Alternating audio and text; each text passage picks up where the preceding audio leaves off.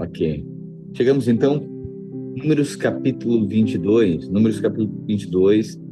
O cenário aqui é o povo que saiu do Egito, foi até o Sinai, saiu do Sinai, após a orientação de como proceder em relação às ofertas, em relação aos sacrifícios e ao tabernáculo. Eles saem agora em direção à Terra Prometida, param em Parã, e ali existem alguns testes e muitos murmuram. Por conta dessa murmuração, Deus fala que eles vão ficar, então, peregrinando nessa terra até morrer toda essa geração. E só entrará, então, a geração de Josué, de Caleb, aqueles que têm 20 anos. Naquele momento, tinham 20 anos ou menos. Pois bem, depois disso, então, passam alguns anos e eles estão ali, agora chegando na Terra Prometida. E acontece que eles tentam passar por alguns caminhos para chegar até a Terra Prometida, mas moradores daquelas regiões impedem o povo de Israel de chegar até a Terra Prometida. Eles pedem permissão, dizem: olha, nós queremos passar pela estrada aqui, passar pela cidade de vocês, mas nós não queremos tomar nada de vocês, o que nós temos, nosso gado, não vai beber nem a água de vocês, e caso bebam, nós pagaremos por isso, nós não queremos confronto, não queremos conflito. Mas eles foram resistidos por muitos povos que estavam ao redor ali de Jericó e da Terra Prometida. Quando eles não conseguiam por um caminho, eles tentavam outro. E sucessivamente, por muitos momentos, então eles eram resistidos. Alguns, então, eles tinham que retroceder e ir por outro caminho. Outros, eles derrotavam aqueles povos e ficavam com as suas posses. Pois bem, então, imagina 2 milhões de pessoas chegando em um lugar. É muita gente, os povos ficavam amedrontados. Iniciava-se então, a partir disso, uma guerra. Isso aponta para mim e para a sua vida. Quando nós estamos indo em direção à terra que Deus nos prometeu, uma promessa de Deus, aquilo que já é nosso por herança, que Deus falou. No entanto, somos resistidos muitas vezes. Satanás, os inimigos, nos resistem. E nos seduz também com todo tipo de oferta. E Satanás seduz até mesmo aqueles que foram chamados, levantados para nos abençoar, para serem aqueles que profetizam aquilo que Deus falou a nosso respeito, não o contrário disso. E é justamente esse cenário que acontece aqui no capítulo 22 de Números. Quando o povo de Israel está chegando, então, passando por mais uma região, naquela região existe ali um povo que se chamam os Moabitas. E os Moabitas estão ali, agora eles estão vendo todo aquele povo de Israel vindo em direção a eles. O cenário se repete. Eles pensam: esse povo vai acabar conosco. Só que o rei de Moabe, sendo muito inteligente, ele percebe o seguinte: olha, esse povo é muito grande. Nós não temos como nos defender deles. Eles vão nos derrotar. Se nós fizermos uma guerra, a guerra está perdida. Então é o seguinte: ao invés de nós brigarmos, vamos fazer o seguinte: eu vou contratar um profeta que fala em nome do Deus deles. E esse profeta, se ele amaldiçoar esse povo, o Deus deles amaldiçoar eles, é a única forma de nós vencê-los. Aí nós vamos vencê-los. É esse movimento que o rei de Moabe faz. E aí aparece um profeta aqui, e ele é um enigma, né? Balaão, o nome dele. Ele é um grande enigma do Velho Testamento. Não se diz muita coisa no Velho Testamento a respeito dele. Mas o certo é que ele conhecia Deus. Mesmo não sendo da linhagem de Israel, ele era um profeta que conhecia Deus. E é interessante porque no Novo Testamento, lá nas cartas de Apocalipse, você vai perceber que é mencionado o ensino de Balaão, a doutrina de Balaão e o erro de Balaão. Então, assim, se o glorioso, na carta de revelação de João, lá em Apocalipse, se o glorioso menciona o nome de Balaão, é porque esse profeta do Velho Testamento, nós devemos olhar com atenção para ele. Porque é muito pedagógico esse acontecimento aqui, a vida dele aqui. E olha o que diz o texto, em Número capítulo 22, verso 1. Os israelitas partiram e acamparam nas planícies de Moabe, a leste do rio Jordão e na altura de Jericó, que ficava do outro lado do rio. Quando o rei de Moabe, Balaque era o nome desse rei, o rei Balaque, filho de Zippor, soube de tudo que os israelitas haviam feito com os amorreus, ou seja, ele já chega a informação de que eles derrotaram os amorreus, as cidades circunvizinhas. Eles ficam sabendo disso. Quando ele fica sabendo disso, ele ficou apavorado com os israelitas, porque eles eram muitos. De fato, o povo de Moabe ficou com muito medo dos israelitas. Os moabitas disseram aos chefes dos midianitas: agora essa multidão vai devorar tudo ao redor de nós, como um boi que come a grama do pasto. Então o rei Balaque mandou chamar Balaão. Balaque, o rei de Moabe, mandou chamar o profeta. Esse profeta conhecia Deus, tal de Balaão, filho de Beor, que estava em Petor, perto do rio Eufrates, no território de Amave. Os mensageiros foram dizer o seguinte a Balaão: um povo inteiro saiu do Egito, está espalhado por toda a terra e agora veio morar perto de mim. Eu peço que venha logo para amaldiçoar esse povo, pois eles são mais poderosos do que eu. Talvez assim eu possa derrotá-los e expulsá-los daqui. Eu sei que quando você abençoa alguém, esse alguém fica abençoado. E se você amaldiçoa, fica amaldiçoado. Então os chefes dos moabitas e midianitas foram, levando consigo dinheiro para pagar as maldições. Eles chegaram ao lugar onde Balaão estava e entregaram a mensagem de Balaque. Balaão respondeu o seguinte: fiquem aqui essa noite e amanhã eu contarei a vocês o que o Senhor me disser. Então os chefes dos moabitas ficaram com Balaão. Deus veio falar com ele e perguntou: olha, Deus falou com o profeta. Quem são esses homens que estão com você? Balaão respondeu: Balaque, o rei dos moabitas, me mandou dizer que um povo inteiro saiu do Egito e está espalhado por toda a terra. Balaque quer que eu vá agora mesmo e amaldiçoe essa gente, para ver se assim pode derrotá-los e expulsá-los. Deus disse a Balaão: não vá com eles, nem amaldiçoe o povo de Israel, pois é um povo abençoado. De manhã, Balaão se levantou e disse aos chefes de Balaque que Balaque tinha enviado: voltem para a sua terra, pois o Senhor não está deixando que eu vá com vocês. Então eles voltaram e foram falar com Balaque e disseram: Balaão não quis vir com a gente. Aí Balaque mandou-lhe outros chefes, mais numerosos e mais importantes do que os primeiros. Olha só, outra oferta, né? Eles foram falar com Balaão e disseram: eu, Balaque, filho de Zippor, peço-lhe que venha logo até aqui.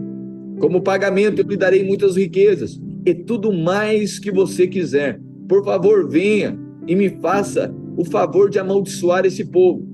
Balaão respondeu: mesmo que Balaque me desse o ouro e toda a prata do seu palácio, eu não poderia fazer coisa alguma, grande ou pequena, que fosse contra as ordens do Senhor meu Deus. Mas agora peço que vocês também fiquem aqui essa noite para que eu possa saber se o Senhor tem mais alguma coisa para me dizer. Durante a noite, o Senhor Deus apareceu a Balaão e disse: já que esses homens vieram chamá-lo, apronte-se e vá com eles, mas faça apenas o que eu disser. Portanto, no dia seguinte, Balaão se aprontou, pôs os arreios na sua jumenta e foi com os chefes moabitas. Deus ficou irado porque Balaão foi. Balaão ia montado numa jumenta, na sua jumenta, e 2 dos seus empregados o acompanhavam. De repente, o anjo do Senhor se pôs na frente dele no caminho, para barrar a sua passagem. Olha o cenário. O rei Balaque tenta persuadir a Balaão. Deus fala com Balaão e impede ele. Depois vai lá e faz uma segunda oferta. O rei de Balaque vai lá e faz uma segunda oferta para Balaão. E Balaão vai consultar a Deus. Interessante, porque Deus já havia falado. Mas Balaão está persuadido. Ele está insistindo com Deus. Deus, eles estão aqui de novo. Querem que amaldiçoe o povo. E aí Deus então consente com isso, mas não por sua vontade, mas pela insistência de Balaão. Mas Deus fica muito incomodado com Balaão. E Balaão agora vai com esse povo moabita encontrar Balaque, o rei de Moabe. E nesse caminho agora, um anjo para no caminho para impedir que Balaão continuasse, porque não era a vontade de Deus que ele amaldiçoasse o povo dele. Quando a jumenta viu o anjo parado no caminho, quem viu o anjo? Balaão? Não, a jumenta. É horrível quando até o ímpio percebe uma coisa que crente não percebe. É horrível quando até o ímpio, até a jumenta percebe algo espiritual que o crente persuadido não percebe, que o profeta deixou de perceber. De repente o anjo do Senhor se pôs na frente dele no caminho para barrar a sua passagem. Quando a jumenta viu o anjo parado no caminho, com a espada na mão, saiu da estrada e foi para o campo. A jumenta, o jumento que estava carregando o profeta, o asno, empacou. Não vou. Só que o profeta não estava vendo o anjo. Quando a jumenta sai do caminho, empaca e não vai, Balaão bateu na jumenta e a trouxe de novo para a estrada. Ele começa a bater no jumento. Então o anjo do Senhor ficou numa parte estreita do caminho entre as duas plantações de uvas, onde havia um muro de pedra de cada lado. Quando a jumenta viu o anjo, ela se encostou no muro, apertando o pé de Balaão. Por isso Balaão bateu de novo na jumenta. E aí Balaão, então, pega e começa a ferir a jumenta, né? Bater na jumenta, porque ela não anda, ela não vai. Sabe quando Deus é horrível isso. Quando é Deus que está fechando uma porta, quando é Deus que está impedindo, e tem alguém querendo insistir, tem alguém que o tempo inteiro fazendo a oração, forçando aquilo que Deus está impedindo. Deus diz não, e a pessoa não ouve. Daí Deus usa pessoas, profetas, Deus usa irmãos, Deus usa até o ímpio. Mas o que a pessoa entende? Está todo mundo contra mim. E aí começa a ferir essas pessoas, se levanta contra, resiste, bate, fere com palavras. Por quê? Porque acha que é o homem, acha que é a mula, mas não vê Deus. Que é Deus usando, assim, adolescentes fazem com os pais, muitas vezes, para estar colocando um limite, não faz assim, um caminho muito perigoso, alguém, um irmão, um líder, alguém dizendo, segura, não faz assim, um relacionamento, não vai, eu tô vendo coisa que tu não tá percebendo, a pessoa, não, olha só, todo mundo contra mim, né? Ministerialmente, um movimento, a pessoa quer fazer de um jeito, não segura, espera, não faz assim, não testifica. A pessoa não está vendo que aquilo é proteção para a sua vida. É o profeta obstinado aqui. Por isso Balaão bateu de novo na jumenta. 26. Depois o anjo do Senhor foi adiante e ficou no lugar mais estreito, onde não havia jeito de se desviar nem para a direita nem para a esquerda. A jumenta viu o anjo e se deitou no chão. Balaão ficou com tanta raiva que surrou a jumenta com a vara. Aí o Senhor fez a jumenta falar. Meu Deus do céu. Quem que falou aqui? A jumenta, a mula, o asno falou. Ah, mas vocês creem que a mula que fala, que a serpente que fala? Sim, tem gente que crê que a gente veio de uma ameba. Ah, eu creio no que a Bíblia diz. Tem que ter muito menos fé para crer que uma jumenta falou do que para crer que a gente veio de uma ameba. Hã? Eu creio no que a Bíblia diz. Hã? Deus usa o que Ele quer. Aí o Senhor fez a jumenta falar e ela disse a Balaão: O que foi que eu fiz contra você? Por que é que você me bateu 3 vezes? Imagino que fosse assim a voz dela. Ele respondeu: foi porque você zombou de mim. Se eu tivesse uma espada, eu ia você agora mesmo. Então a jumenta disse a Balaão: por acaso não sou a sua jumenta, em que você tem montado toda a sua vida?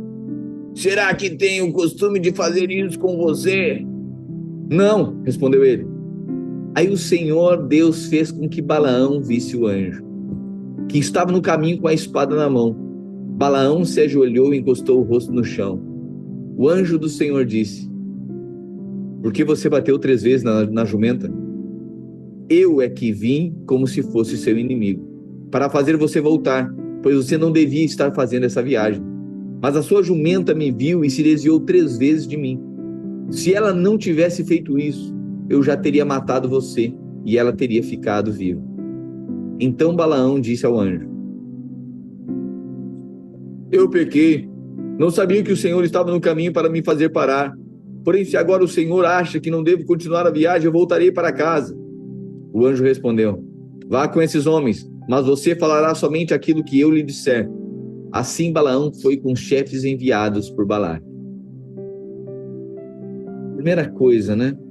O erro de Balaão aqui foi de pensar que Deus julgaria um povo rebelde e que se esqueceria do poder que havia na expiação dos pecados.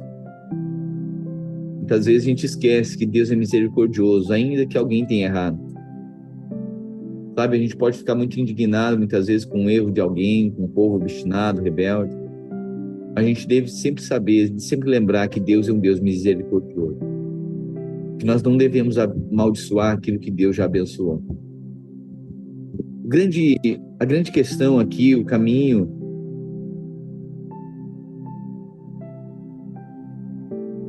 olha o verso 36. Quando Balaque soube que Balaão estava chegando, então Balaão continua agora, depois desse encontro com o anjo, depois dessa repreensão, e diz: não amaldiçoa, só fala aquilo que eu lhe disser. Quando Balaque soube que Balaão estava chegando, foi encontrar-se com ele em Ar, uma cidade que fica à beira do rio Arnon, na fronteira de Moabe. Balaque perguntou: por que você não quis vir quando eu mandei chamá-lo a primeira vez? Será que você estava pensando que eu não poderia lhe pagar bem? Balaão respondeu: mas eu estou aqui com o Senhor, não é? Porém não posso dizer nada por minha própria conta. Só posso dizer o que o Senhor ordenar e nada mais. Assim Balaão foi com Balaque para a cidade de Uzote, onde Balaque ofereceu em sacrifício touros e ovelhas e deu uma parte da carne a Balaão e aos chefes que estavam com ele. No dia seguinte de manhã, Balaque levou Balaão a Bamote Baal. Tá vendo? Bamote Baal, Baal. De onde Balaão podia ver uma parte do povo de Israel. Então imagina agora Balaão num monte, num lugar alto. Sacrifícios foram feitos ali. Rei de Moabe aqui, eles eram idólatras, eles serviam outros deuses. Eles querem amaldiçoar o povo de Israel para que o povo de Israel não vença contra eles. E aqui está é uma das chaves uma das armas mais eficientes do inimigo. Sabe quando o inimigo não quer nos derrotar? Ele sabe que se bater de frente ele perde. Mas aí ele provoca o quê? Uma mistura. Sabe que pior do que os inimigos assumidos são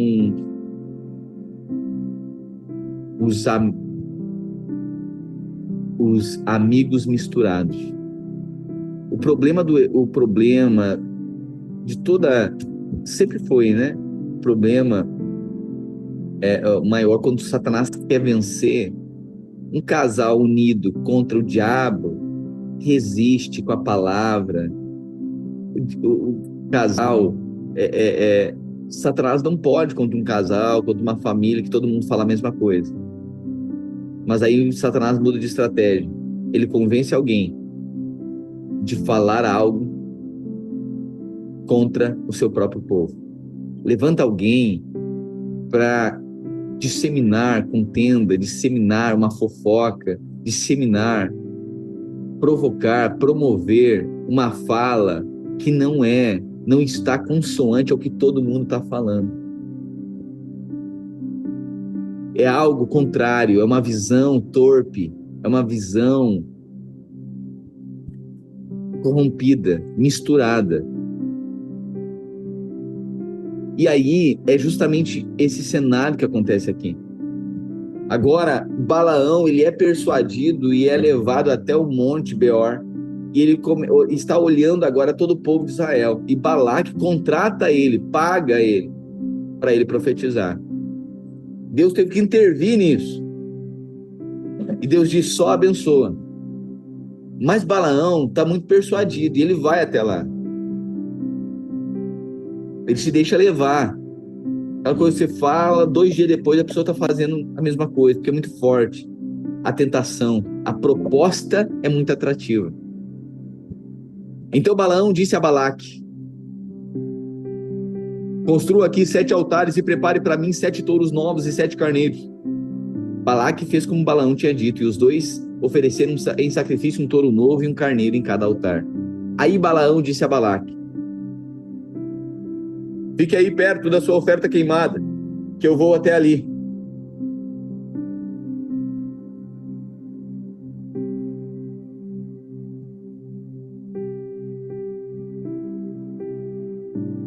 Talvez o Senhor venha encontrar-se comigo, e eu direi a você tudo o que ele me ordenar.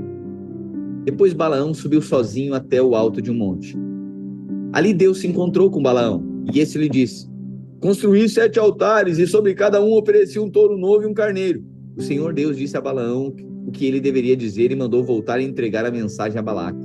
Assim Balaão voltou e entregou a Balaque, ainda perto da sua oferta queimada, ele juntou com os chefes moabitas. Aí Balaão fez essa profecia. Balaque, rei de Moabe, me fez vir da Síria, das montanhas do leste, e me mandou chamar. Venha. Ele me disse, e me faça o favor de amaldiçoar o povo de Israel. Sim, amaldiçoou os israelitas. Como posso amaldiçoar aquele que Deus não amaldiçoou? Aleluia. Aleluia. Irmão, eu e você, nós somos abençoados. Tem maldição que pode recair sobre a sua vida.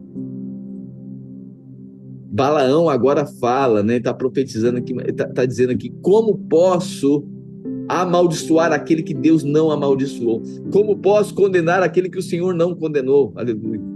Do alto das rochas da montanha eu vejo o povo de Israel. Eles vivem sozinhos e acham que são diferentes dos outros povos. Os descendentes de Jacó são como a poeira. São tantos que não podem ser contados. Gostaria de terminar a minha vida como alguém que pertence ao povo de Deus. Quero morrer em paz, como as pessoas honestas. Então Balaque disse a Balaão, o que foi que você me fez?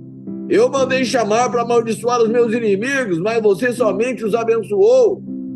E ele respondeu, eu posso dizer apenas aquilo que o Senhor me ordena. Aí Balaque disse a Balaão, venha comigo para outro lugar, de onde você poderá ver somente alguns israelitas. Amaldiçoe dali aquela gente, por favor. Balaque o levou até o campo de Zofim, no alto do monte Pisga. Ali construiu 7 altares e em cima de cada altar ofereceu em sacrifício um touro novo e um carneiro. Então Balaão disse a Balaque, fique aqui perto da sua oferta queimada e eu irei até ali para me encontrar com Deus, o Senhor. O Senhor se encontrou com Balaão e disse o que ele deveria dizer e mandou voltar até o lugar onde Balaque estava, a fim de entregar-lhe a mensagem. Assim Balaão voltou e encontrou Balaque ainda perto da sua oferta queimada, ele junto com os chefes moabitas. Balaque perguntou o que o Senhor lhe tinha dito, e Balaão fez essa profecia.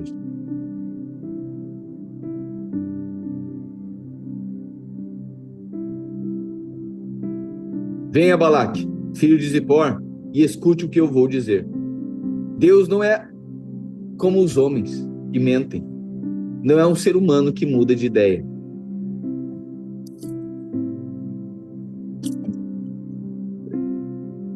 Essa passagem é linda na versão na versão RA. Deus não é homem para que minta, nem filho de homem para que se arrependa. Aleluia. Quando foi que Deus prometeu e não cumpriu? Meu Deus, sublinhe isso, circule isso. Quando foi que Deus prometeu e não cumpriu? Deus não é homem para que minta, nem filho de homem para que se arrependa. Quando foi que Deus prometeu e não cumpriu? Ele diz que faz e faz mesmo. Recebi ordem para abençoar, ele. Recebi ordem para abençoar, ele abençoou. E eu não posso mudar nada. Vejo que no futuro do povo de Israel não há desgraça nem sofrimentos. Aleluia. O Senhor, o seu Deus, está com eles. E o povo está gritando que o Senhor é o seu rei. Deus os tirou do Egito. Ele tem a força de um touro selvagem. A feitiçaria e a adivinhação não valem nada contra o povo de Israel.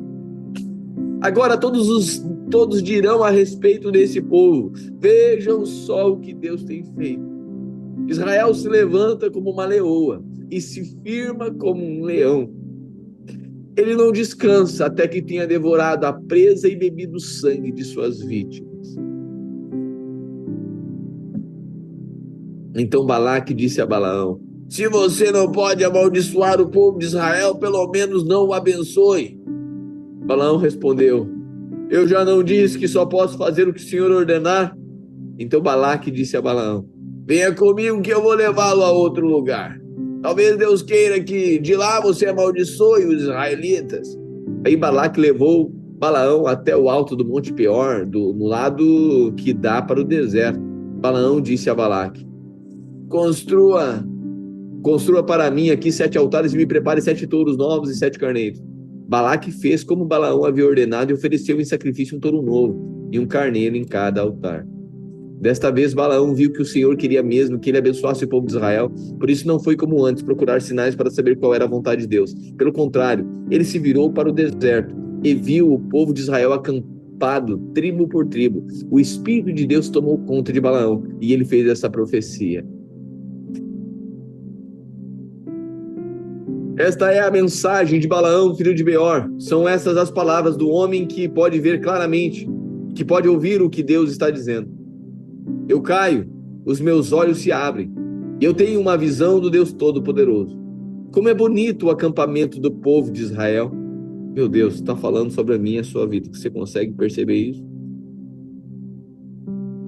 É sobre a minha e a sua vida. Quando os nossos inimigos olham para nós,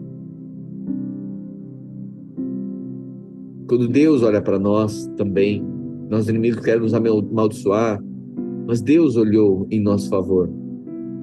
Como é bonito o acampamento do povo de Israel, como é linda a sua família, como é linda a virtude que há em você, como são belas as suas barracas. Elas parecem filas de palmeiras, são como o jardim na beira dos rios, como aloés plantados por Deus o Senhor, ou como cedros perto das águas. Israel terá muita água para beber e para regar as suas sementeiras. Meu Deus do céu. Sempre haverá um fluir do Espírito e a provisão aumentada na sua casa. O seu rei será mais poderoso do que Agag, e o seu reino será famoso. Deus tirou os israelitas do Egito e luta por eles como um touro selvagem. Eles devoram as nações inimigas, quebram os ossos dos seus soldados e matam com as suas flechas. Israel é como um leão poderoso. Quando está dormindo, ninguém tem coragem para acordá-lo. Quem abençoar o povo de Israel, quem abençoar o povo de Israel será abençoado, e quem amaldiçoar será amaldiçoado. Aleluia. Quem abençoar você será abençoado, mas quem amaldiçoar você será amaldiçoado. Aí Balaque ficou com muita raiva de Balaão. Com uma das mãos deu um soco na outra em sinal de ódio e disse: Eu o chamei para amaldiçoar os meus inimigos, mas nessas 3 vezes você só os abençoou. Agora vai embora para sua casa. Prometi pagar bem a você, porém o Senhor Deus não está deixando que você receba o pagamento. Então Balaão respondeu: eu disse aos seus mensageiros que mesmo que você me desse toda a sua prata e todo o seu ouro, eu não poderia desobedecer às ordens de Deus, o Senhor. Eu disse que não faria nada por minha própria conta e somente diria aquilo que o Senhor me ordenasse. Balaão disse a Balaque: agora vou voltar para o meu próprio povo, mas antes de ir, quero avisá-lo que os israelitas vão fazer com o seu povo no futuro. Então ele fez essa profecia. Essa é a mensagem de Balaão, filho de Beor. Essas são as palavras do homem que pode ver claramente e que pode ouvir o que Deus está dizendo e receber o conhecimento que vem do Altíssimo. Isso aqui é um resumo do eis que te digo, eis que te falo, tá? Sabe aquela profeta? Eis que te digo, eis que te falo. É isso aqui. Assim diz o Senhor. Lindo, né? Eu caio, os meus olhos se abrem e eu tenho uma visão do Deus Todo-Poderoso. Olho para o futuro e vejo o povo de Israel. Um rei com uma estrela brilhante vai aparecer naquela nação. Como um cometa ele virá de Israel. Olha a profecia do Cristo, meu Deus do céu. Ele derrotará os chefes dos moabitas e acabará com esse povo orgulhoso. Ele conquistará os inimigos de Israel, os edomitas, e fará que a terra deles seja sua propriedade. O povo de Israel mostrará sua força. Os descendentes de Jacó sairá, dos descendentes de Jacó sairá o dominador, que acabará com os que ficarem com a vida nas cidades. Meu Deus, está profetizando Jesus, o Cristo, o Messias, queria derrotá-los, vir a vingar Israel, dos inimigos de Israel. Dos descendentes de Jacó sairá o dominador que acabará com os que ficaram com a vida na cidade. Aí, em sua visão, Balaão viu os amalequitas e fez essa profecia. Amaleque era o povo mais poderoso de todos, mas no fim será destruído para sempre. Balaão viu também os queneus e fez essa profecia. O lugar onde vocês moram é seguro. O seu ninho está colocado na rocha. Mas vocês serão destruídos quando a Assíria os levar como prisioneiros. Então agora, ele faz a profecia, ele profetiza que, lembra o Império Assírio que depois derrota todos aqueles que estão ali ao redor das cidades, ao redor de Israel? Primeiro o Império da Babilônia, depois o Império Assírio. Balaão fez mais essa profecia. Quem são estes povos reunidos no norte? De Chipre virão os inimigos. Nos seus navios eles conquistarão a Assíria e Éber, mas depois eles mesmos serão destruídos para sempre. Ele está falando da Babilônia. Depois Balaão se aprontou e voltou para casa, e Balaque também foi embora.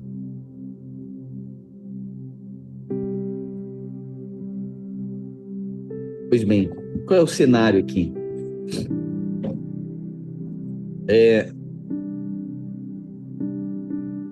Existe uma tentativa e uma persuasão aqui de Balaque, uma tentativa de corromper Balaão para profetizar contra o seu próprio povo.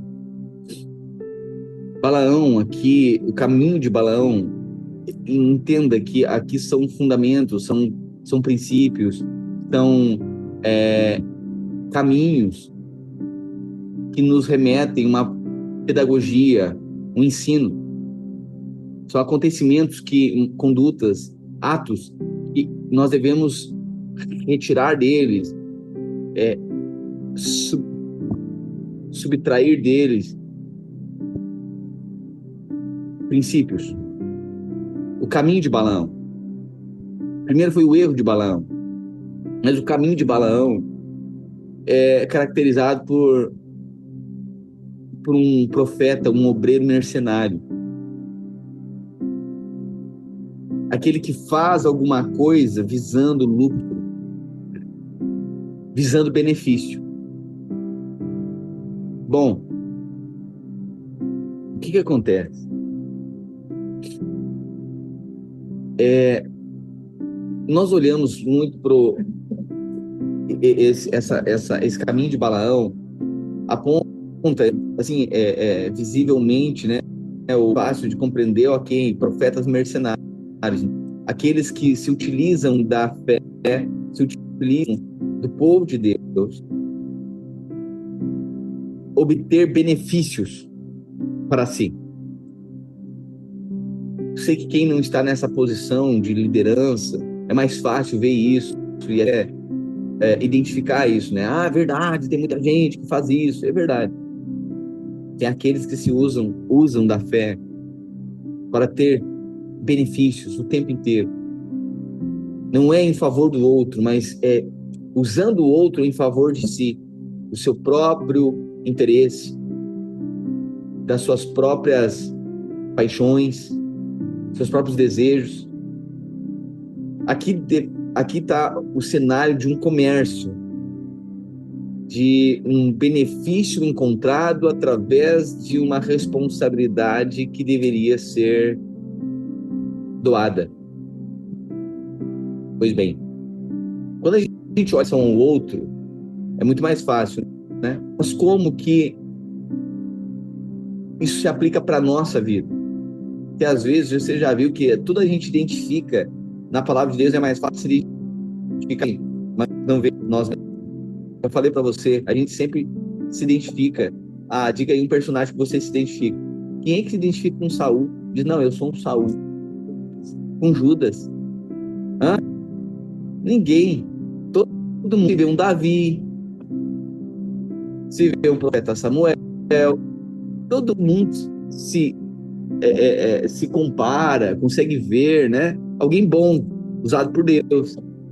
Mas quer dizer que em nós não há um Balaão? Muitas vezes, a grande tentação da nossa vida, nós irmos por caminho de Balaão. Só que como a gente não é profeta, muitas vezes, não está na posição de liderança de alguma coisa, a gente diz, não, então não tem a ver, esse não é o meu erro. Não, mas tem um caminho sim. Sabe o que é? É quando a gente deixa de ter unidade com o povo de Deus por conta de comércio. Mas que comércio é esse? Não é uma vantagem, não é um benefício, um recurso objetivo, não é alguém entregando dinheiro na sua mão, não, mas entregando um benefício subjetivo. Às vezes é um aplauso, às vezes são elogios, às vezes o comércio é deflagrado quando a pessoa está ali, está fazendo o que é lícito, o que pode ser feito, mas a vida dessa pessoa não é ofertada em favor daquele lugar, mas usando aquele lugar só para ter benefícios para si. Alguém aqui pode deflagrar um comércio, a nossa vida pode deflagrar um comércio, sabe como? Eu estou no meio do corpo de Cristo só pelas vantagens, mas eu me doar pela vida de alguém, eu abrir mão dos meus dias, das minhas horas, eu ofertar a minha vida, os meus filhos, em favor do outro, não. Sabe o que é isso? Comércio. Porque eu estou em um lugar, mas não com o Espírito de Cristo nesse lugar. Eu estou fazendo parte, eu sou do povo de Deus. Balaão é um profeta que conhece Deus. Mas o espírito que ele está carregando agora, ele é persuadido por um espírito para ser anticristo. É com o espírito anticristo. Ou seja, o espírito que não se doa se não tiver benefício. Então, muitas vezes, eu vejo, nós acompanhando vida de igreja, a gente começa a ter um olhar mais fino para isso. E ok, e muitos podem estar persuadidos assim, e pastor, tem espaço para a pessoa cometer erro? Claro que tem, a gente é longânimo e paciente, mas a gente não é tolerante com esse tipo de coisa. Porque o glorioso depois, lá nas cartas de João, ele vai falar, cuidado com aqueles que aí no teu meio, eles carregam o ensino de Balaão e a doutrina de Balaão. Eles têm o caminho de Balaão, a doutrina de Balaão. Espera aí. O glorioso, no Novo Testamento, a gente está vendo no Velho Testamento, mas depois no Novo Testamento, o próprio glorioso, Cristo ressurreto, manda João escrever e menciona esse cara, esse profeta aqui, é porque tem algo, um princípio muito importante aqui, que eu e você precisamos nos atentar. E quando o Glorioso está falando isso, ele está falando em relação à igreja, cuidado na edificação da igreja com aqueles que carregam a doutrina de Balaão. É um ensino, carregam o caminho de Balaão. Sabe qual é a grande doutrina de Balaão?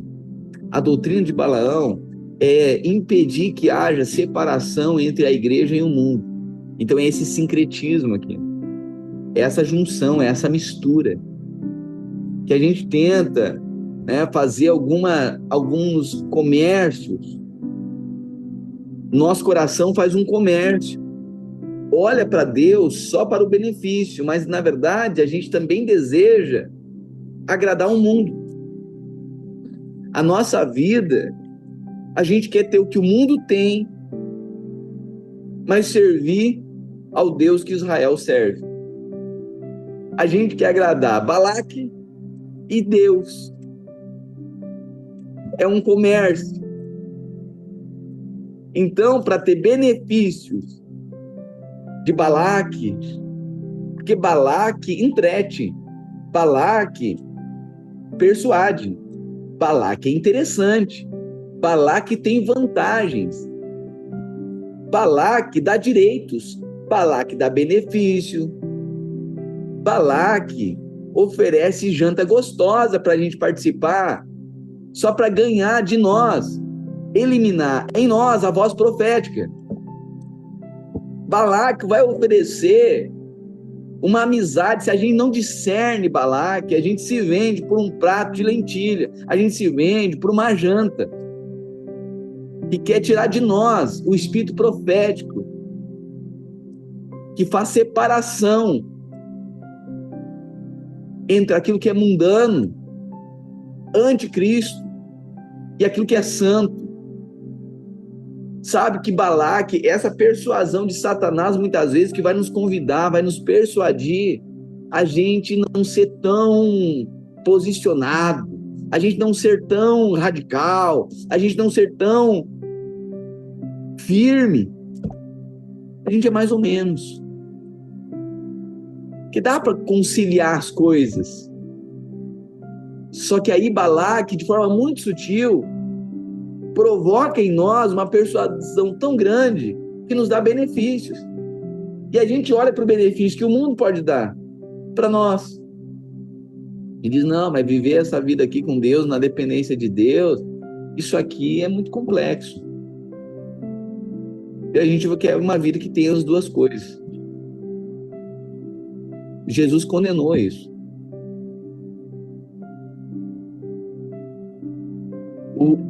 A doutrina de Balaão é destruir a separação que a igreja tem com o mundo. Sabe, eu e você precisamos estar persuadidos disso. A gente está no mundo. Só que esse mundo, entenda isso, não é um mundanismo. Não estou falando que é o seguinte, alguém vai lá para o extremo. Mas o mundanismo, né, pastor? Fumar, beber e fazer festa. Não é isso. O problema de Balaão é que ele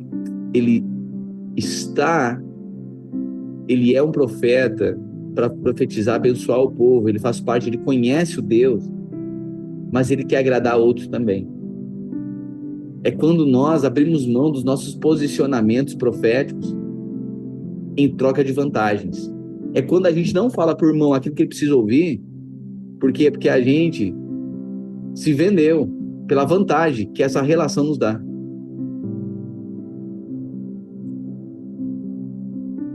Nós, muitas vezes, perdemos o espírito profético de falar a verdade para o nosso irmão que vai libertar ele. Por quê? Porque a gente recebeu um presente. É muito sutil. Pastor, então quer dizer que uma pessoa que dá um presente na vida da igreja está mal intencionada? Claro que não. Por favor. A gente não vai... Por isso que, irmão, nós precisamos discernir coisas espirituais. Mas eu conheço pessoas que já falaram isso, pastor, me convidaram para um encontro que eu não vou, não. Eu já sei o que eles querem. Querem aproximar a relação, vão acabar com o espírito profético da minha vida, mas eu tenho um lado, eu sei, porque eles só estão, agora esses irmãos estão sendo fechados agora, o espírito profético está pegando eles, e eles querem reunir para fazer fofoca gospel e eliminar e nos comprar em favor deles, para que nós fiquemos do lado deles e também nos voltemos contra a profecia. Está confrontando, pisando no pé do profeta. Essa profecia que está confrontando para causar transformação, e a pessoa vai ter que submeter a isso.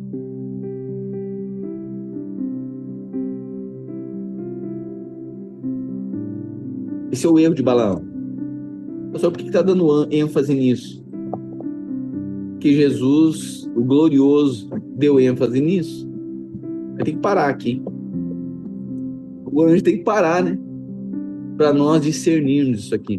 Eu e você com ouvidos de ouvir. Esse meio-dia. Não negocie o espírito profético que há na sua vida. Não há junção entre igreja e mundo. Eu sei que quando a gente olha de forma institucional, fica mais fácil, né? A igreja, verdade, pastor. É verdade, tem igreja que eles se vendem por Balaque. Para Balaque. Balaque oferece umas promessas, uns benefícios na campanha, né? Em tempos de campanha, esse ano é ano de campanha. Aí aparecem os Balaque. Ainda que eu entenda perfeitamente que a igreja, né, nós, os políticos, por exemplo, quando vem um prédio da igreja, devemos receber e honrá-los. Eles têm uma posição de autoridade, né? O problema é quando se vendem, alguém se vende em torno de benefício, em troca de benefício. E aí a gente não depende mais de Deus, a gente depende da pessoa. Aí por conta de um benefício, fica refém dessa pessoa. Aí tu não pode mais pregar. Às vezes não é só o político, às vezes é o irmão. É uma pessoa que, na vida da igreja que tem recurso, que aí quer governar a igreja, porque tem recurso. Aí precisa ser muito profeta de Deus para confrontar quem quer que seja, pode ser Balaque. Não se persuadir, não se deixar ser persuadido por ele, em troca de benefícios. É muito tênue. Quando a gente vê corporativamente, quando a gente vê isso institucionalmente, é muito mais fácil. Verdade, né, pastor? Tem que cuidar. Nós temos de olho, pastor. É verdade, beleza. Só que entenda uma coisa, a igreja não é instituição, somos nós. E aparece Balaque o tempo inteiro na vida de cada um de nós. Dão benefícios para acabar com a voz profética.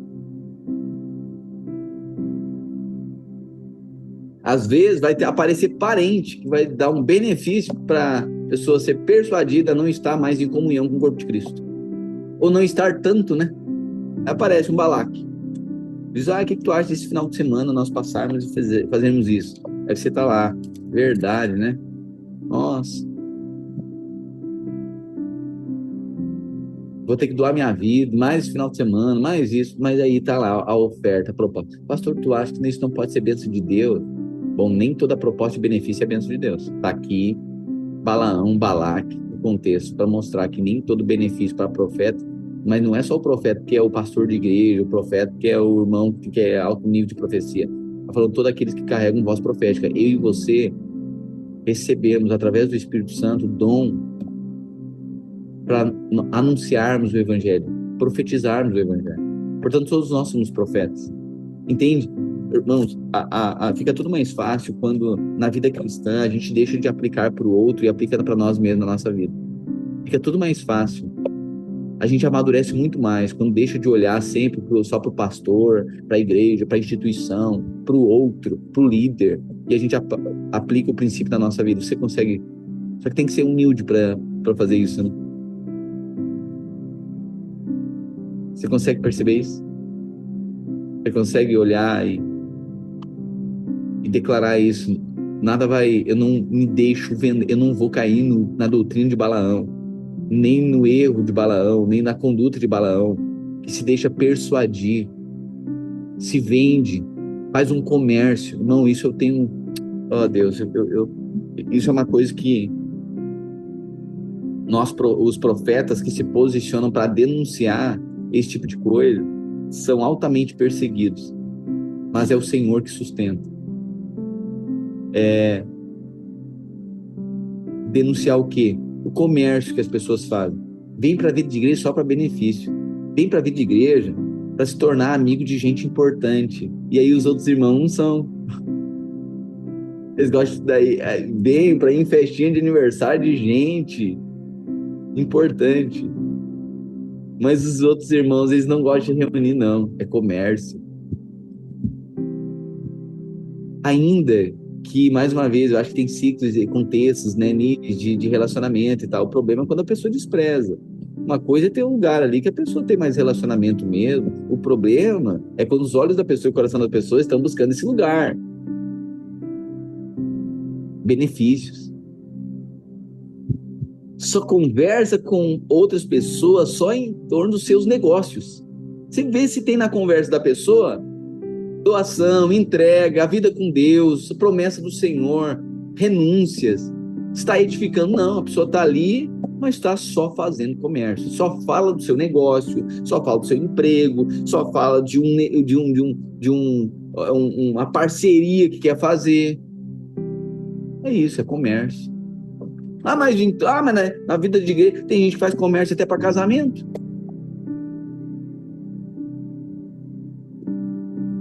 Que é o quê? Quando olha para o corpo de Cristo só para ter vantagem. Pastor, mas só um pouquinho, mas não há no nosso meio generosidade, não há no nosso meio doação e entrega? Claro que há. Claro que há. Mas isso é espontâneo e não requerido.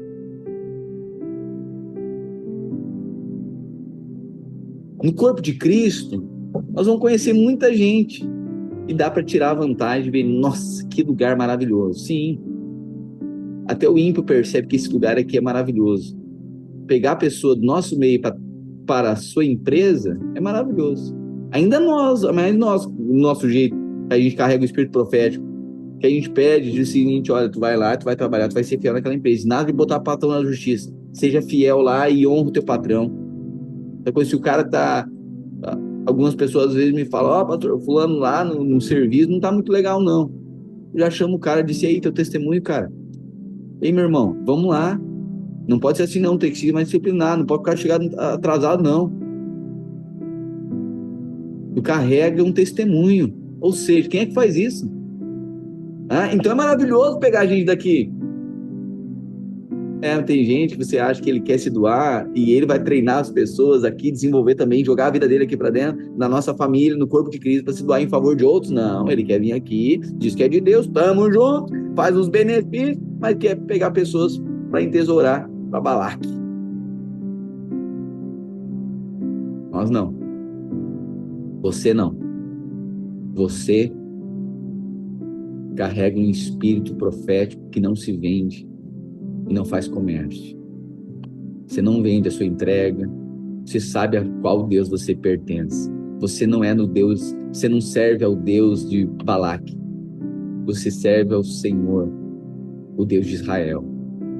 Então a sua vida, nossa vida, né, ela entrega, ela entesoura para o corpo de Cristo em favor de outros, né?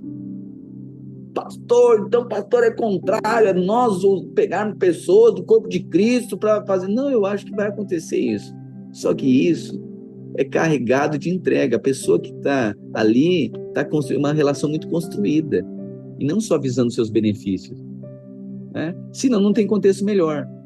Eu cansei já de falar para irmãos que a gente fica acreditando, a gente pega um adolescentezinho, um jovenzinho que está dando problema em casa, traz para perto, o evangelho enche ele de virtude, nós passamos agora orientando, corrigindo, incentivando, colocamos algo na mão dele, despertamos dons, cavocamos dons em pessoas.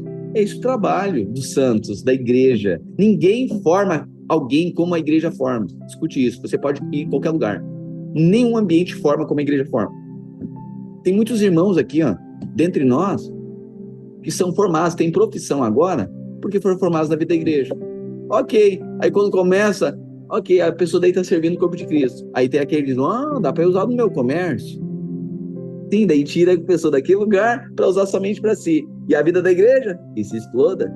Afinal de contas, por mim pode até que amaldiçoe o Deus de Israel, porque eu quero fazer o comércio com Balaque. Pastor, não dá para fazer? Claro que dá. Óbvio, há controle, mas há zelo, para que ninguém se venda. E eu sei que o teste, e aqui é o teste de cada um de nós.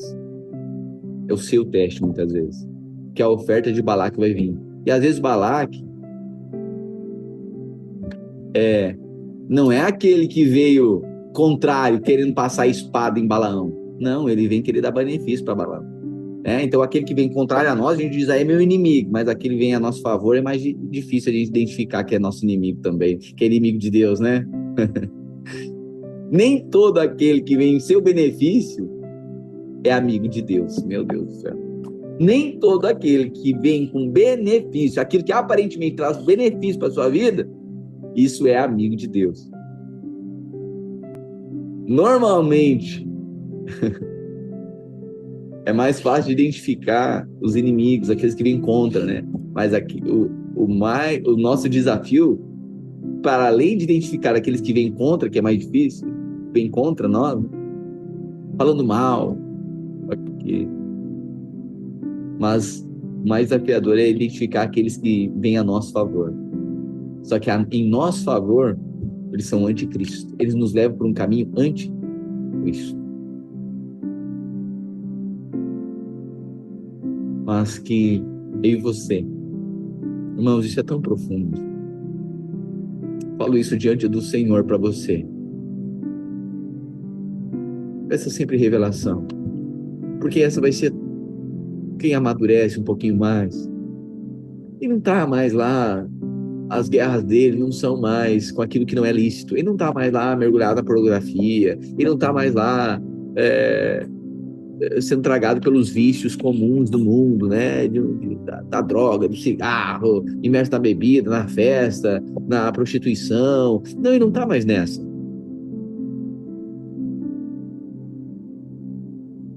Só que Satanás, ele não nos vence, não nos rouba através do erro. Ele vai tentar nos persuadir através do excesso daquilo que aparentemente é certo. E é certo, qual é o problema de ter um benefício aqui? Olha, Deus até mandou uma pessoa para me abençoar. Óbvio que você tem ouvido de ouvir, em toda pessoa, óbvio, que vai abençoar você, estabelecer uma relação aqui, é um Balaque, por favor. Mas lembre-se, quando alguém estabelece uma relação que faz você se distanciar do corpo de Cristo, isso é muito sutil.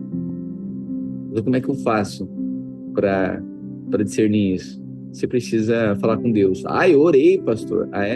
No Novo Testamento, esse Deus fala por meio do seu corpo. O corpo de Cristo. E aí, a gente vai discernir, mas irmão, vocês viram uma proposta assim, o fulano não sei o quê. Não, mas percebe que essa pessoa é só para o benefício dela. Você já percebeu que ela não entrega nada, não serve nada para ninguém? Tudo que a pessoa, o que ela faz, os movimentos, não está para edificar a casa de Deus, não está para se doar. A pessoa cumpre o básico ali, mas o coração dela não está aqui. Ela não é do povo de Deus. Você percebe? Isso guarda a sua vida quando você ouve a voz de Deus, antes de fazer um comércio com Balaque. Que eu e você caminhemos em um caminho em que não há distrações e nem negócio.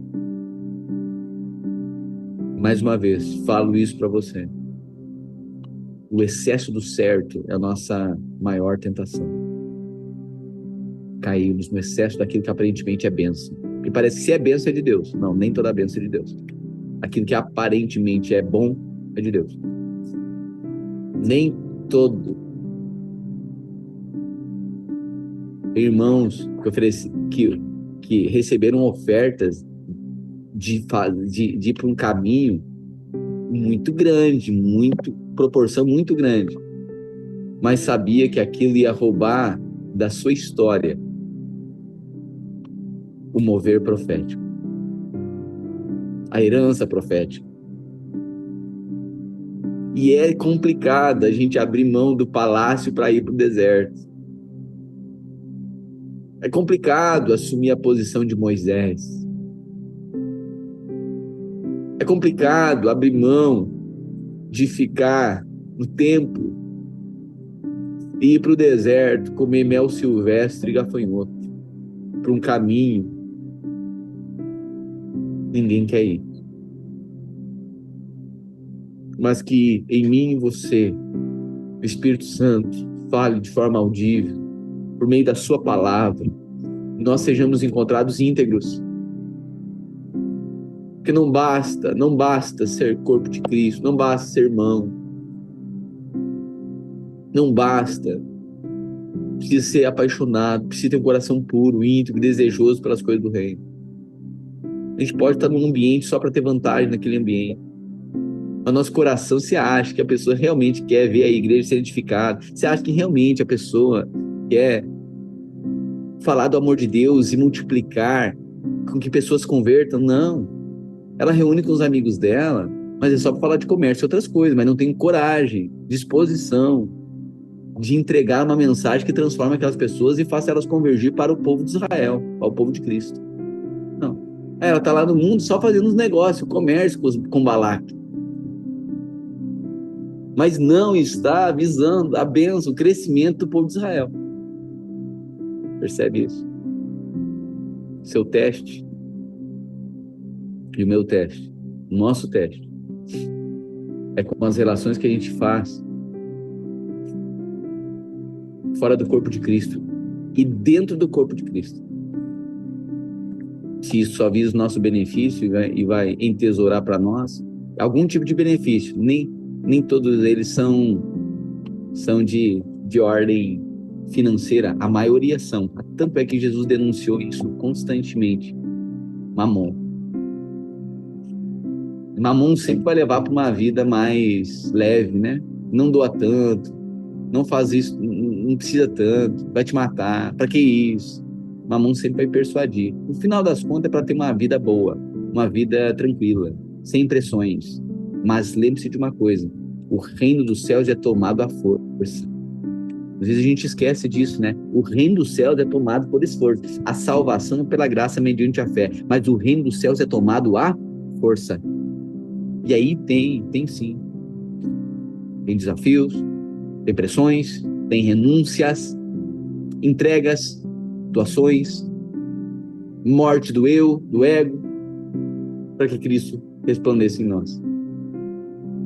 E que em tudo, nesse caminho, o corpo de Cristo aumente, as pessoas sejam salvas, libertas, transformadas, ainda que muitos possam viver, ainda que nós carreguemos a morte do nosso eu, do nosso ego, do nosso prazer, do nosso final de semana, muitas vezes, e aí nos parecemos com Cristo. Não porque a gente está no iate, mas porque a gente abriu mão de estar lá em favor de alguém. E por favor,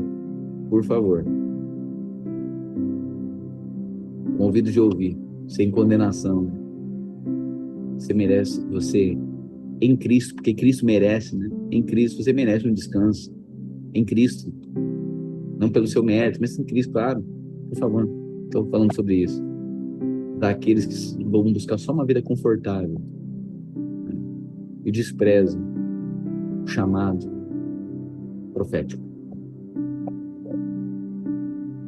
Não é possível que eu li só um capítulo e meio. É isso mesmo? Não, eu li 13.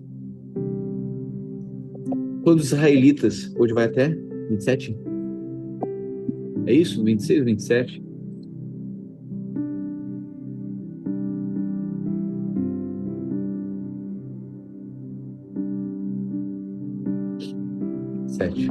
Quando os israelitas estavam acampados no Vale das Acácias, os homens começaram a ter relações com as mulheres moabitas. Olha agora. Olha o grande problema agora. Balaque tentou persuadir Balaão para profetizar contra. Tentou. Balaão até se deixou seduzir. Falou com Deus, Deus impediu. Teve que intervir, colocar um anjo, uma mula. Só que Balaque continua tentando acabar com o povo de Deus. E quando Balaque não consegue contra, aí ele vai fazer uma coisa. Ele vai infiltrar e provocar um casamento. Provocar uma mistura. É isso que a gente estava falando até agora. Quando os israelitas estavam acampados no Vale das Acácias, olha só, os homens começaram a ter relações com as mulheres moabitas. Espera aí, então agora começa a mistura entre o santo e o profano. Ok, são as relações de benefício, de prazer com aqueles que não servem o nosso Deus. Eles convidavam o povo para as festas que eram feitos sacrifícios aos seus deuses. E os israelitas tomavam parte nos seus banquetes e adoravam os seus deuses. Tá vendo? Eu lembro que quando eu estava na universidade, foi esse o grande... foi essa a minha tentação, esse o cenário que estava me tragando.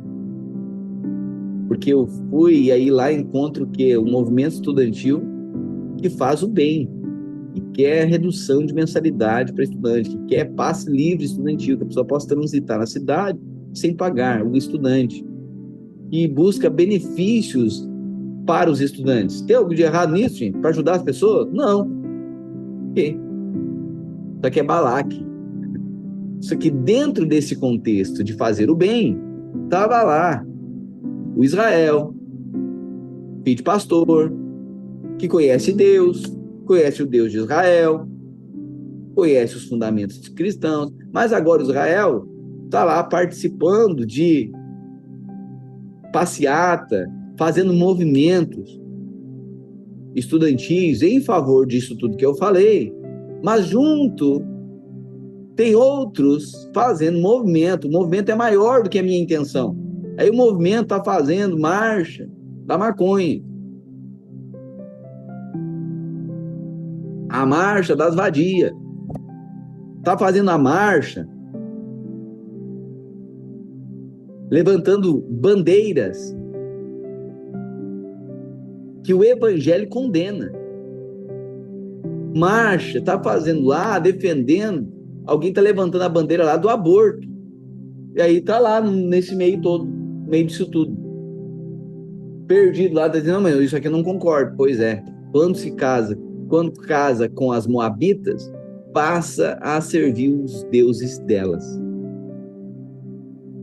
Aí um dia, o pastor Eduardo me exortou, isso antes desse contexto, né, em outro momento, e eu questionei ele, disse, tá, então quer dizer que todo mundo pode ou não pode? Daí vem aquela célebre frase, né, de Aristóteles e Platão, tu não é todo mundo. Tu não é todo mundo. Mas uma coisa que ele me falou, ele disse, meu filho, no chamado que nós temos de ser povo de Deus, no chamado que tu tem,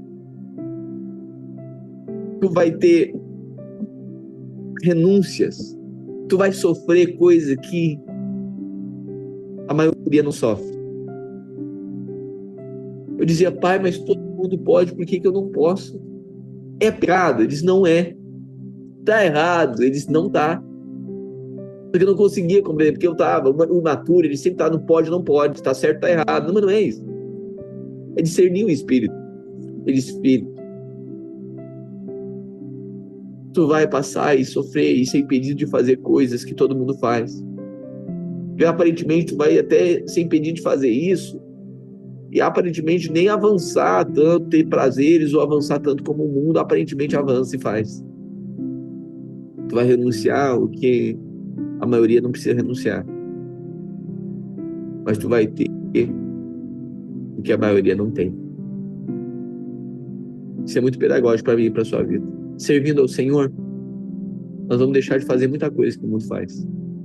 Aparentemente, nós não vamos fazer, não vamos avançar, não vamos viver e celebrar aquilo que o mundo celebra. Mas você vai carregar aquilo que ninguém tem. Isso é servir o Senhor. Isso é encontrar um caminho de fidelidade. Você carrega uma glória que não desvanece. Mas o mundo não celebra. Deixa eu falar, a glória que você carrega, o mundo até respeita, mas o mundo não celebra. Se você grato, provavelmente você vai fazer comércio com Balaque. Mas se você honrar o Senhor, você vai carregar uma glória que o mundo vai ter que respeitar, vai ter que reconhecer que Deus está com você.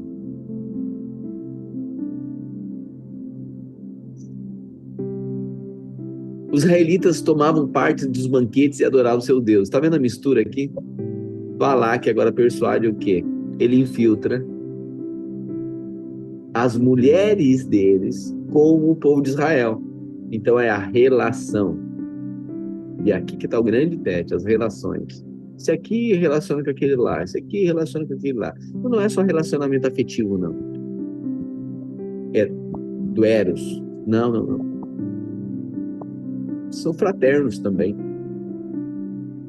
Assim os israelitas se reuniram para adorar o Deus Baal Peor, e por isso o Senhor Deus ficou muito irado com eles e disse a Moisés: reúna os chefes do povo de Israel e os enforque diante de mim em plena luz do dia. Assim a minha ira contra o povo de Israel acabará. Moisés disse aos chefes: cada um de vocês mate os homens da sua tribo que for adorar o Deus Baal Peor. Moisés e todo o povo estavam chorando em frente à tenda do Senhor. Então um dos israelitas levou uma mulher midianita para dentro da sua barraca na presença de Moisés e de toda a gente. Quando Finéias, filho de Eleazar e o neto do sacerdote Arão, viu isso, levantou-se e saiu da reunião. Ele pegou uma lança, seguiu o homem, entrou na barraca e enfiou a lança na barriga dele e da mulher. E assim acabou a epidemia que havia entre os israelitas, e que já havia matado 24.000 pessoas. Então o Senhor Deus disse a Moisés: Finéias fez com que terminasse a minha ira contra o povo de Israel. Finéias é como eu, não tolera a adoração de outros deuses além de mim. Percebe? Não tolera. Então tem coisa que a gente é paciente, mas não é tolerante. A gente precisa lidar com Deus que coloca limite, viu? Na vida com Deus, na obra de Deus, alguém é levantado para colocar limite na nossa vida. Glória a Deus. Glória a Deus. Profetas. A gente deve lidar com o limite, porque a gente vive hoje uma geração órfã que no momento que alguém confronta, acabou a relação. Vai embora. Não. Nós discernimos o ambiente profético. Por causa do que Finéias fez, a minha ira não destruiu os israelitas. Portanto, diga-lhe que faço agora com ele uma aliança de amizade. Ele e os seus descendentes sempre serão sacerdotes, porque ele não deixou que os israelitas adorassem outro Deus além de mim, e assim conseguiu que fossem perdoados. O israelita que foi morto com a midianita se chamava Zinri.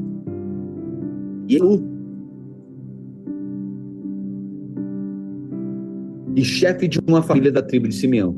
A mulher midianita que foi morta se chamava Cosbi. Ela era da filha de Zur, chefe de famílias midianitas. O Senhor ordenou a Moisés: ataquem e matem os midianitas. Eles prejudicaram vocês, os enganaram, levando-os a adorar o ídolo de Peor. E também os enganaram no caso de Cosbi, da midianita, que foi morta no tempo da epidemia que houve no monte. Depois da epidemia, o Senhor disse a Moisés e a Eleazar, sacerdote Arão, o seguinte: façam a contagem de todos os homens israelitas de 20 anos para cima, família por família, isto é, todos os que já têm idade para o serviço militar. Moisés e Eleazar obedeceram e reuniram todos os homens com idade para prestar perdão. Foi o Senhor que disse a Moisés isso, né? Faça a contagem de todos os homens israelitas de 20 anos para cima, família por família, isto é, todos que já têm idade para o serviço militar. Moisés e Eleazar obedeceram e reuniram todos os homens com essa idade para prestar serviço militar. Eles se reuniram nas planícies de Moabe, na beira do rio Jordão, na altura de Jericó, que ficava do outro lado do rio. São estes os israelitas que saíram do Egito. A tribo de Ruben. Ruben era o filho mais velho de Jacó. Os grupos das famílias de Enoque, Palu, Esrom e Carmi. Desses grupos de famílias foram contados 43.730 homens. Os descendentes de Palu eram Eliabe e os seus filhos Nemuel, Datã e Abirão. Datã e Abirão foram escolhidos pelo povo. Eles se revoltaram contra Moisés e Arão e se juntaram com os seguidores de Corá na revolta contra Deus. A terra se abriu, os engoliu e eles morreram com Corá. Fogo matou dos 50 homens e isso serviu como um fogo. Mas os filhos de Corá não. A tribo de Simeão, de Nemuel, Jamim, Zera e Saul. Desses grupos de famílias foram contados 22.200 homens. A tribo de Gade, os grupos das famílias de Zefon, Agi, Suni, Osni, Eri, Arode e Areli. Desses grupos de famílias foram contados 40.500 homens. A tribo de Judá, os grupos das famílias de Selá, Pérez, Zer e Onã haviam morrido em Canaã. Desses grupos de famílias foram contados 76.500 homens. A tribo de Zacar, os grupos da família de Tolá, Puva, Jazube e Sinrom. Desses grupos de família foram contados 64.000 homens. A tribo de Zebulon, os grupos de família de Sered, Elon, Jalel. Desses grupos de famílias foram contados 70.500 homens. As tribos de Manassés e Efraim, que eram filhos de José. A tribo de Manassés, Maquir, filho de Manassés, que era pai de Gileade, e os seguintes grupos de famílias são descendentes de Gileade. Os grupos de famílias de Iezer, Eleque, Siquém, Semida e Efrade. Preste bem atenção nisso.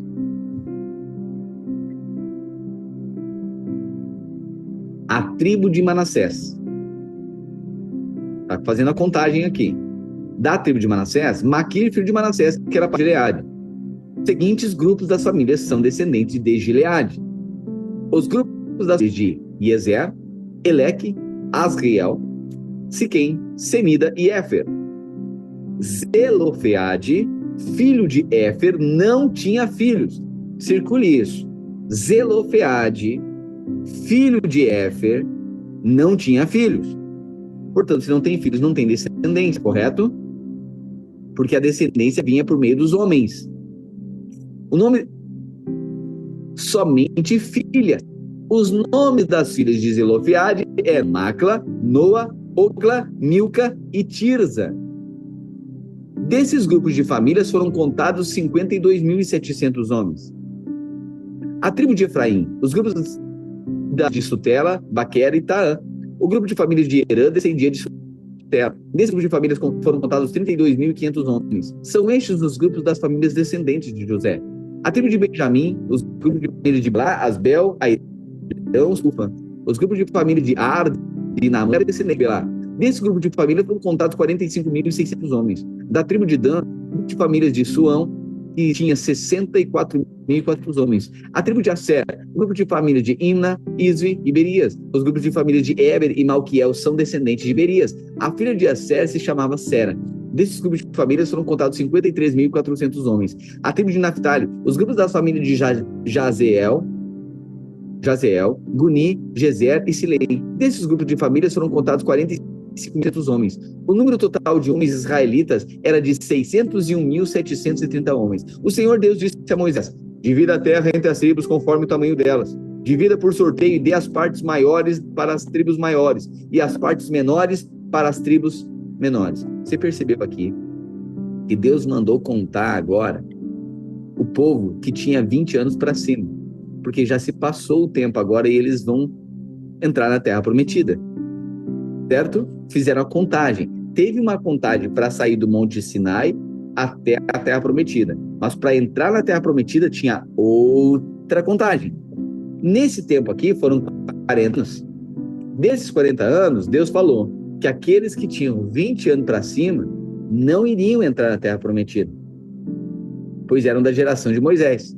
Aqueles que tinham 20 anos para baixo, esses sim entrariam na Terra. Pois bem, aqueles que tinham 20 anos para baixo, depois de 40 anos, está falando então de 60 anos para baixo, certo? E aqueles que eram da geração de Moisés tinham 60 anos para cima. Pois bem, foi feita a contagem agora, por isso nós estamos no livro de Números, está vendo que tem tanta contagem? Então, eles agora estão diante da terra prometida. E Deus disse, você vai separar e vai dar a terra em herança para esses. A Clevi, 3057, era formada pelos grupos de famílias de Gerson, Coate e Merari. Os grupos de famílias de Libni, Hebron, Mali, Muzi e Corá eram descendentes de Levi. Coate era pai de Anrão. A mulher de Anrão era Joquebede, filha de Levi, que havia nascido no Egito. Joquebede deu a Anrão Arão e Moisés. E uma filha chamada Arão tinha 4 filhos, Abiú, Eleazar e Itamar. Porém, Nadab e Abiú foram quando ofereceram ao Senhor, a Deus o Senhor, fogo que não era sagrado. Foram contados 23.000 levitas do sexo masculino, de 1 mês de idade para cima. Eles foram contados separadamente dos outros israelitas porque não receberam nenhuma propriedade de Israel. Percebe aqui? 23.000 levitas do sexo masculino. São esses os levitas. E eles foram contados separados porque eles não tinham propriedade, posse da terra, porque eles eram separados para o sacerdócio. E eles não viviam de colheita, eles não faziam negócio, comércio, não. Eles viviam de ofertas, de sacrifício que as pessoas levavam no tabernáculo. Correto? Eles eram exclusivos para isso. Pois bem, são estes os que foram contados por Moisés e pelo sacerdote Eleazar, que fizeram a vontade dos israelitas nas planícies de Moabe, na beira do rio Jordão, na altura de Jericó, que ficava do outro lado do rio. Então eles estão ali ao redor de Jericó, correto? Entre esses, na segunda contagem, não havia nenhum que tinham sido contados por Moisés e pelo sacerdote Arão, quando fizeram a primeira contagem dos israelitas do deserto Sinai. Circule esse 64 aqui. Entre esses, da segunda contagem, não havia nenhum dos que tinham sido contados por Moisés e pelo sacerdote Arão quando fizeram a primeira contagem dos israelitas no deserto do Sinai. Lembra da primeira contagem lá no deserto, lá no Sinai? Deus não disse que, nós não havia falado que nenhum daquela geração iria entrar na terra prometida? Pois bem, 42 anos depois, aqueles que foram contados aqui, não havia nenhum deles, a não ser Caleb e Josué. O Senhor tinha dito que todos eles certamente morreriam no deserto, e todos morreram, menos Caleb, filho de Jefoné, e Josué, filho de Nun. Por quê? Porque para entrar na terra prometida, para sair do Egito é um tipo de fé. Até a fé de Moisés é suficiente para nos tirar de lá, mas para entrarmos na terra prometida.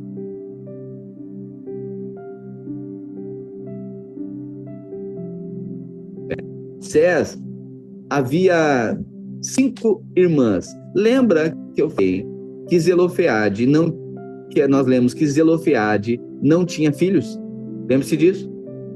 Pois bem, só teve filhas. Só que filhas não desfrutavam herança. Irmãos, amanhã eu retomo aqui porque 1h30 já, ok? Números 27 fica para amanhã. Amém? Grato a você pela sua honra, pela sua paixão, pela sua devoção, pela sua entrega, pela sua vida piedosa, ok? E de nós estarmos aqui juntos lendo a palavra. Deixa eu ler aqui comentários. Amém? Eu vou encerrar aqui. Amanhã nós voltamos nesse horário, verbo do Alfa ou Ômega. Hoje à noite nos encontramos aqui em uma celebração viva, uma celebração profunda, apaixonada, piedosa, em corações ao único Deus, ao nosso, que carrega um espírito de Cristo e não uma profecia anticristo. Amém?